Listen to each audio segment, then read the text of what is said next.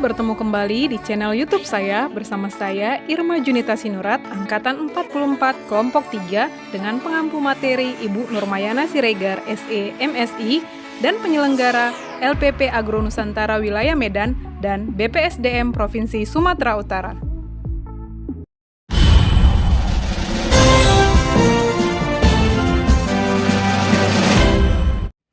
Kali ini kita akan membahas mind map dari materi anti korupsi.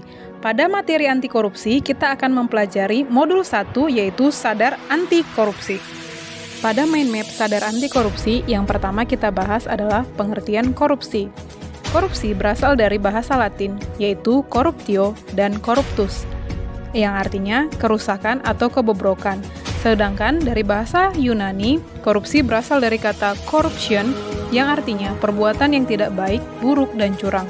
Jadi dapat diartikan bahwa korupsi adalah perbuatan menyimpang dari kesucian yang melanggar norma agama, material, mental, dan umum. Nah, setelah kita mengerti pengertian korupsi, dari mind map ini kita juga akan belajar manfaat belajar anti korupsi. Manfaat belajar anti korupsi yang pertama yaitu mampu menjelaskan berbagai dampak dari perilaku dan tindak pidana korupsi. Yang kedua, memahami pengertian korupsi.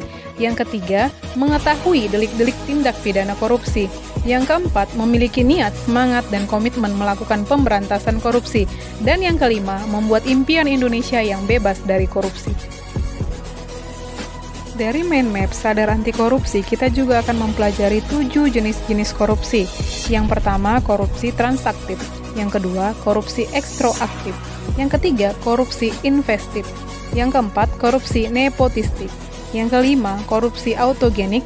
Dan yang keenam, korupsi suportif. Yang ketujuh, korupsi defensif. Pada mind map sadar anti korupsi, kita juga akan membahas dampak perilaku tindak pidana korupsi, yaitu yang pertama, negara korup harus membayar biaya hutang yang lebih besar. Yang kedua, harga infrastruktur lebih tinggi. Yang ketiga, korupsi menurunkan investasi. Yang keempat, persepsi korupsi memiliki dampak yang kuat dan negatif terhadap arus investasi asing. Yang kelima, negara-negara yang dianggap memiliki tingkat korupsi yang relatif rendah selalu menarik investasi lebih banyak daripada negara rentan korupsi. Pada mind map anti korupsi, kita juga akan membahas materi sadar anti korupsi yang meliputi tindak pidana korupsi yang diatur dalam Undang-Undang Nomor 31 Tahun 1999, Undang-Undang Nomor 20 Tahun 2001 tentang pemberantasan tindak pidana korupsi. Adapun 7 kelompok tindak pidana korupsi yaitu 1. Kerugian keuangan negara. 2. Suap menyuap. 3. Pemerasan. 4. Perbuatan curang. 5. Penggelapan jabatan. 6. Benturan kepentingan. 7. Gratifikasi. Pada materi sadar anti korupsi, kita juga akan membahas niat, semangat, dan komitmen anti korupsi yang meliputi spiritual accountability, niat baik, visi misi baik, usaha dan hasil terbaik. Dan pada mind map sadar anti korupsi, kita juga akan mengetahui bagaimana Indonesia bebas dari korupsi. Tentu upaya yang pertama yang harus dilakukan adalah korupsi harus dikendalikan. Yang kedua, organisasi dan pilar dibangun oleh orang-orang yang mempunyai integritas. Pada materi anti korupsi, kita juga akan membahas bagaimana semakin jauh dari korupsi.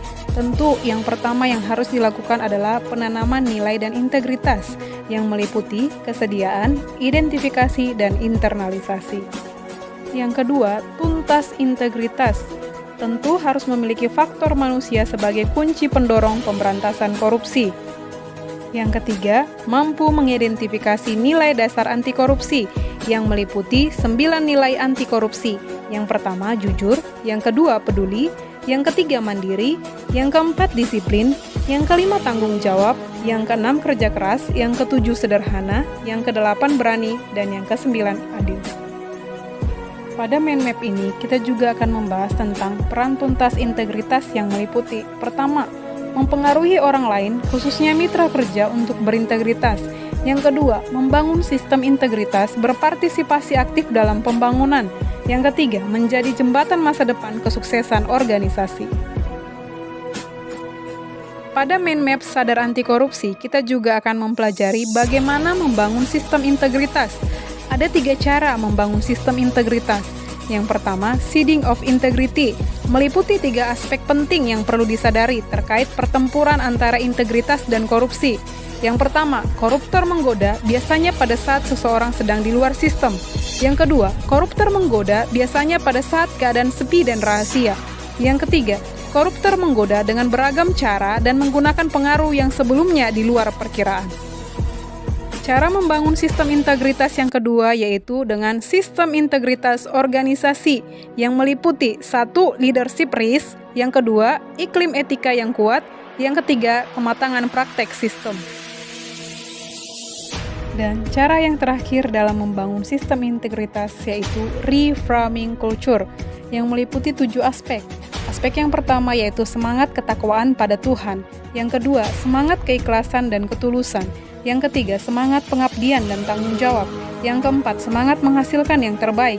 Yang kelima, kekeluargaan. Yang keenam, semangat keadilan dan kemanusiaan. Dan yang ketujuh, semangat perjuangan.